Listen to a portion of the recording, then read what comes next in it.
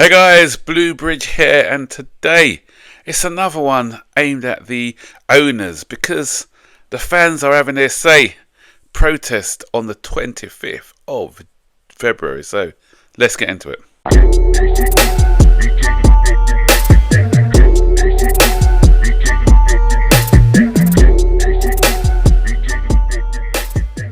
So, the Chelsea fans have had enough. There's a big protest which is penned for next week, Tuesday, 25th, our home game against Southampton, and the Bovril Gate, if anyone's interested in going. I personally can't attend because of work commitments, but I'll be there in spirit. First of all, I'm going to touch on the Brighton game because I didn't do a match review. The reason I didn't do a match review is because I didn't watch the game, or most of the game anyway. Because of my Sabbath, I don't watch the games on a Friday. And I stayed away from the result all of Saturday. I didn't look at it at all, and nobody actually talked about it. So I got away with it because I had a friend's lunch, followed by a quiz night. And then when I got home round about 9 or 9:30, that's when I decided to sit down and watch the match, having stayed off social media and everything, so I didn't even know what the score was. Watched the first 20 odd minutes, and we looked okay in parts, especially down that right hand side where Madueke and Gusto were linking up quite well. Had a couple of opportunities to score. Cole Palmer didn't take a chance, which was cut back to him. As soon as Brighton took the lead, exquisite touch by Mitoma and finish, which the goalkeeper could probably have done a bit better. I said, you know what? I'm not wasting my time because I already knew, as I said before, I didn't know what the score was, but I knew that we weren't going to score because we were similar, creating chances, but having no focal point. The Nkuku experiment's not working up top. And so I just fast forward the rest of the match. I saw 2-0, fast forward it, I saw 3-0. So I didn't even see that. I think I fast forward, I didn't even see the goal which was disallowed by Enzo. So I'm glad that it was only, when did they score? Was it 17th minute or 20th minute? Whatever that minute was. I'm glad I didn't waste any more of my time watching the game. And that's what I feel about Chelsea nowadays, because the football's boring. The football's just poor. And it's slow, it's ponderous. This team are lacking in confidence, got no focal point up front, and so that's where I go back and vent my frustrations at the owners and at the model. That's why I'm in full support of what is going to be going on the 25th. Even if some people are saying about getting rid of the owners, that's probably not going to happen if we're being realistic. But if they sit up and listen and the fans have a voice, then we can make things happen. I'm already hearing rumblings. I think I was reading an article that Simon Phillips wrote that there's going to be a review at the end of the year where everyone's going to be looked at, not just the manager, the board members and the model, to see why things are not working. It's quite obvious, it's quite plain to see why things are not working. And the reason why things are not working, it's not rocket science. And I said this from day one. I mentioned this. I said, I don't like the fact that we are all experience is being stripped out of the club, and we're getting in everyone under the age of 23. And what we're seeing, Joe Cole over the weekend, he said it.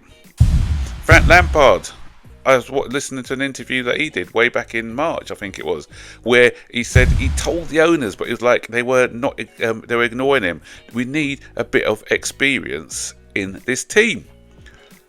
Pochettino said it. He got sacked for it when he said, "Look, this team lacks experience. I need 2 or 3 players."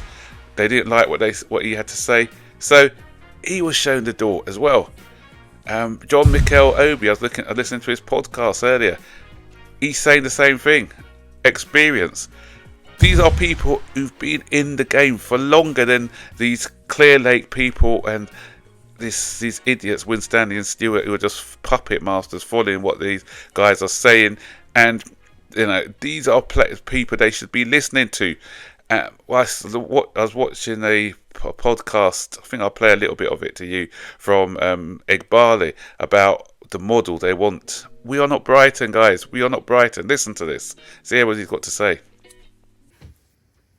A draft or the extensive college or baseball farm system, which I would attribute as a multi-club effectively model, you can actually capture, acquire, retain, sign talent and monetize talent. So I think there's a talent, arbitrage opportunity that exists. And three, for an AC Milan or Chelsea, it's the perfect pathway, right, of developing talent, whereby you don't have to spend crazy money on payroll. There's teams in the Premier League that spend 10% of what the top 5-6 teams spend on payroll. We hired a coach away from Brighton. We think they're one of the best runs teams in the Premier League.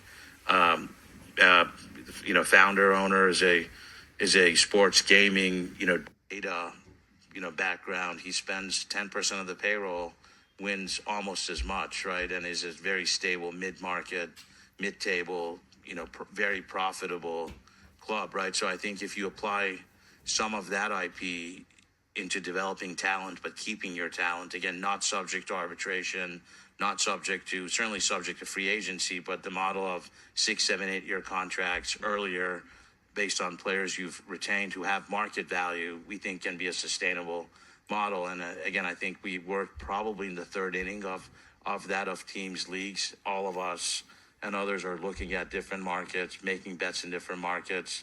For us, Portugal's an interesting market. Yeah, as you hear, that's the model of getting in, exploring talents from overseas, which is nothing wrong with that. But as long as what you do, you get these talents from overseas and you integrate them into a team with experienced players. If you're looking at what we shouldn't be modelling we shouldn't be looking at the Brighton model, because Brighton are just a club which he said in the video as well, they're a club who survive. They're a small club, but they always finish in mid-table.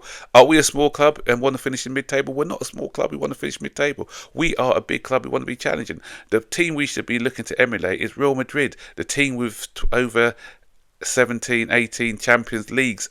That's the team we should be looking at. And what Real Madrid do, not only do they buy the big Galacticos, the big players who are going to improve their squad, they look at the players that they tap the Brazilian market. Vinicius Junior, he came in at a cheap price. They bought in Rodrigo, and now Valverde. Now they've got Endrick. So they do look at that. They do look at the younger.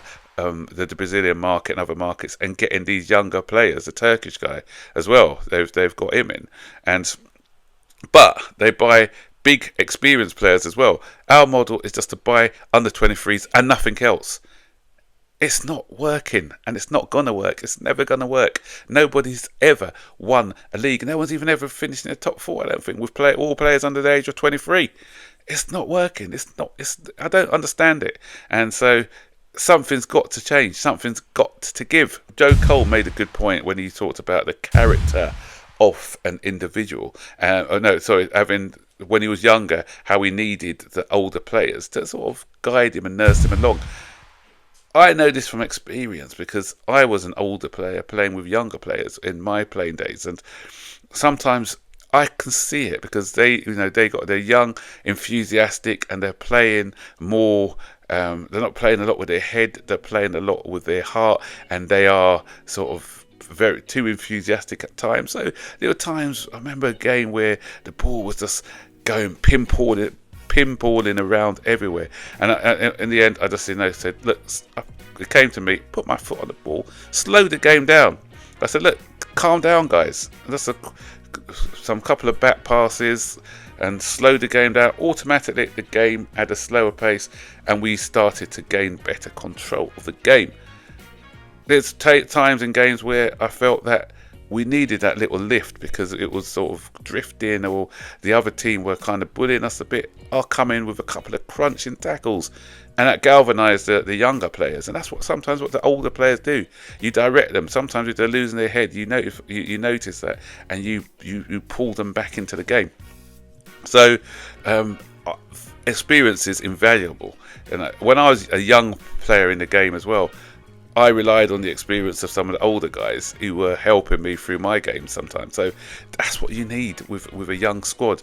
With our squad now, as I said, I didn't see all the Brighton game, but I was looking at pictures, at footage at the end, and saw the attitude of only two of them went apparently to clap the supporters, and even people like Cole Palmer were losing their heads and everything, and lots of players were just losing their heads and losing their direction. We saw that in the cup game against Brighton as well, where people were just lost.